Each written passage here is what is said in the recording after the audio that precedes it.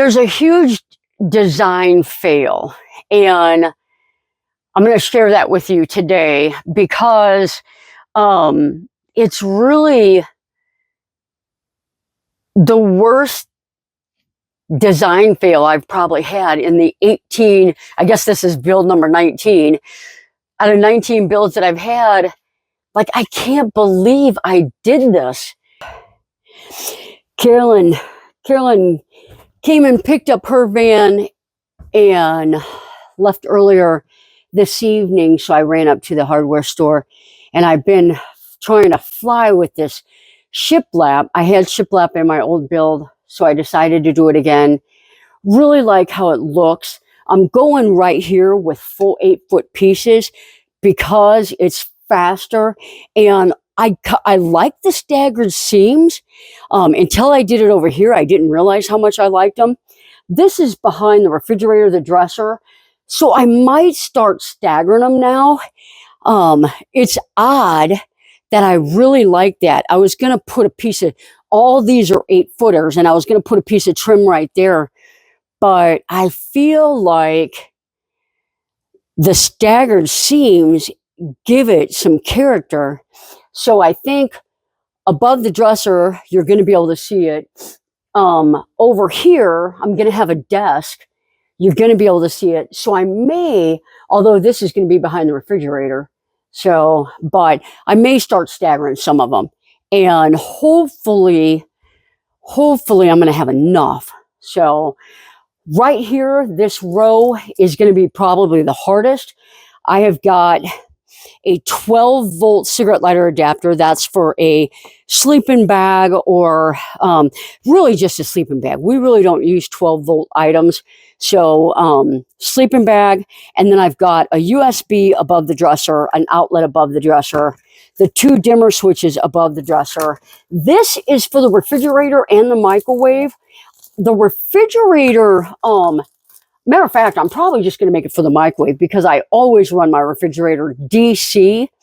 When you're on shore power, it's more effective just to run it off of AC, but you got to go through the switching around, and I never do that. I pull in, I hook up to my solar that's on the roof of the shop. I got 800 watts up there. So I'll probably just designate this to the microwave. And then this whole wall is empty. I'm going to hopefully put one of my photos back up there. And then this area is my desk area. So I've got a USB up there and a ball and my ball valve button up there. So this row right here is going to be the hardest. Got to cut out around the window, and then a whole bunch of straight pieces. So I should start flying. I may just break that seam in here behind the refrigerator, but I'm going to have a big area here. I don't think I knew how big this was going to be. My desk, my top is already made. I'm going to reuse the epoxy pour that I used before. That's going to go here. So I'll measure that, and I'll probably just make my desk that size. The refrigerator is going to be next to it. So my galley's here. I'll turn around and have the refrigerator here. The microwave is going to be above it. And then my little office area up here. So if I can get this wall done tonight, knock this wall out tomorrow, I have got today, which is already basically gone, New Year's Eve, that's tomorrow, New Year's Day, I go home. So I've got tonight and 2 more days to get as much done as I possibly can. Sean did help me today. I was doing a bunch of wiring, and I did the step up front, and Sean made my cabinet doors. I'm going to get those installed tomorrow. All right, I got to shut up. I got to get all these outlets put in. Pain in the butt.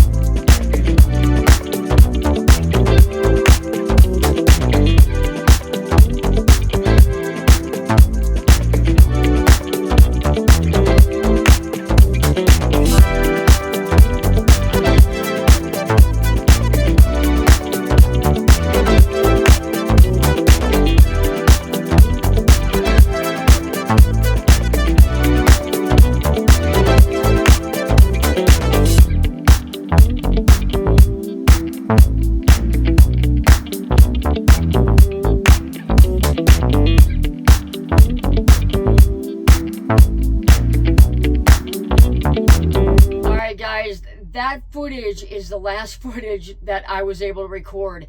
It was crazy the last 10, 11 days at the shop, and I knew I had to get on the road, and recording takes quite a bit of extra time in the editing, and I knew I just was not going to have time to finish the build, record Sean working, record me working. So the van is about, I'm going to say 80% done. I got to finish the dresser, finish these 2 bump outs, but for the most part, the van is nice. I'm on the road, and I drove last night for probably about 4 hours, and driving today, I actually had to wait around the shop because Blue Eddy reached out to me, and they wanted to send me the Blue Eddy Elite 200. It's the V2, and I've got that in the van, and I'm at a Love's, and they have got like 7 dumpsters here,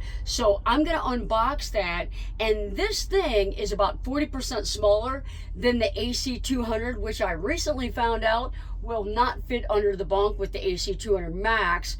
So not happy with that, but I'm gonna unbox it. That one's gonna fit under the bed, and I've been doing some research on it, and the AC current on that one is supposed to be more efficient than the DC current.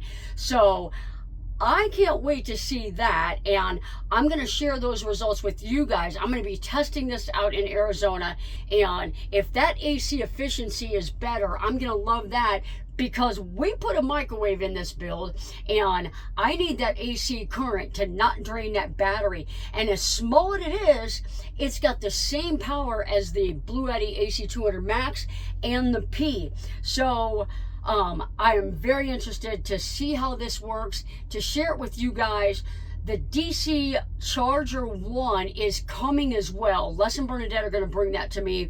I'm going to connect that, and we're going to be using this out in Arizona. I'm going to be running my power tools off of it, and it couldn't have come at a better time for testing and for off-grid testing, and it's going to be perfect for underneath this bunk. And I'm already going to tell you, I looked up the specs on it, and it only has a DC cigarette lighter. There's no Aviator DC or XT60 DC. Wish it had that, but we're going to make it work. I'll keep an eye on that cigarette lighter connection, and I'm going to get this thing out of the box, get the box thrown away, and I got to get back on the road.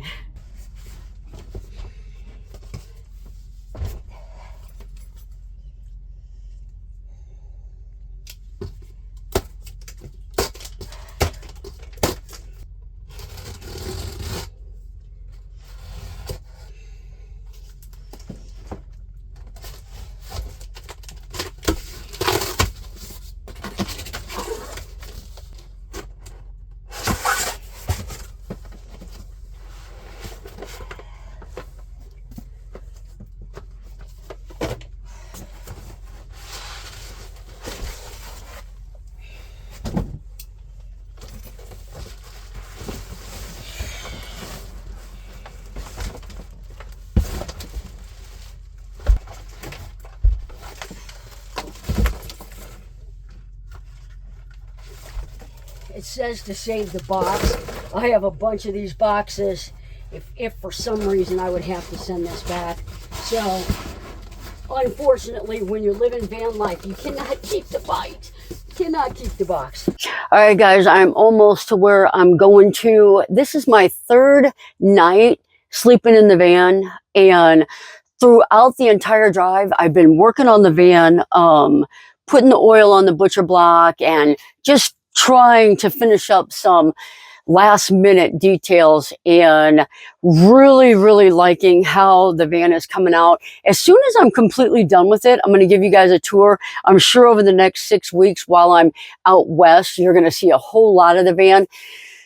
There's a huge design fail, and I'm going to share that with you today, because it's really